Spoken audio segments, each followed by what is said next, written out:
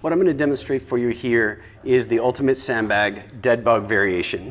I'm going to show you a progression that you can use from relative, I don't want to say ease because it's never easy, but less complex, less challenge, to greater complexity, greater challenge. So generally speaking, we like to use the sandbag, of course, but also a mini band at your feet if you can.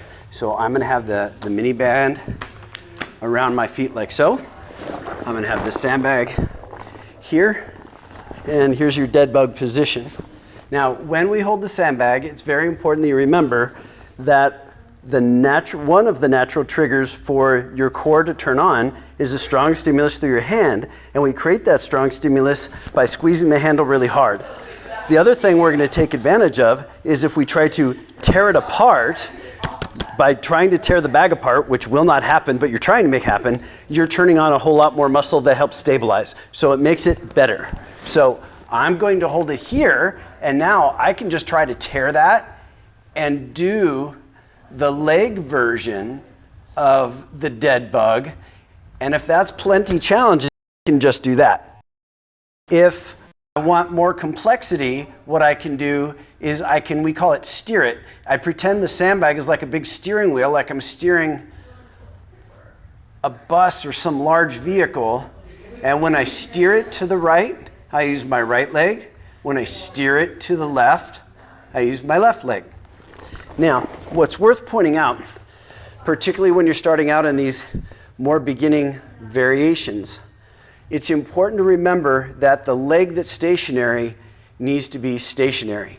What I'll see sometimes is when people push one leg out, the other knee comes up, and they do sort of this scissoring effect where the knee is coming towards their face. And what we need is for that to be like fence post. This is rock solid, and the challenge isn't just to push against the band, it's to stabilize.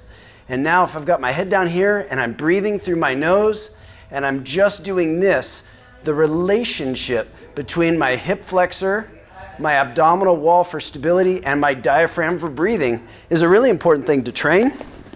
And then you layer on the sandbag and it's even better.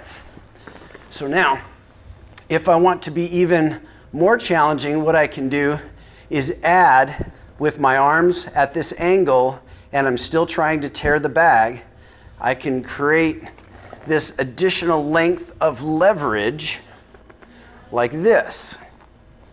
Now you can do one side over and over again and then switch to the other and do that side over and over again, or you can alternate. And another factor to make it that little bit better is to notice that I've got the sandbag and my leg in sync with one another, so they're moving at about the same speed.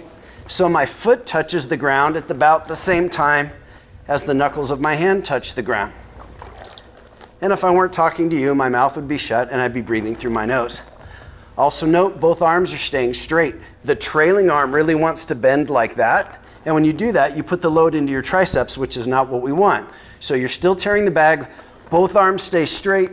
That brings all the leverage into the body and challenges your core, and that's a wonderful exercise. So there's a way that you can work on the dead bug progression using your ultimate sandbag and a mini band.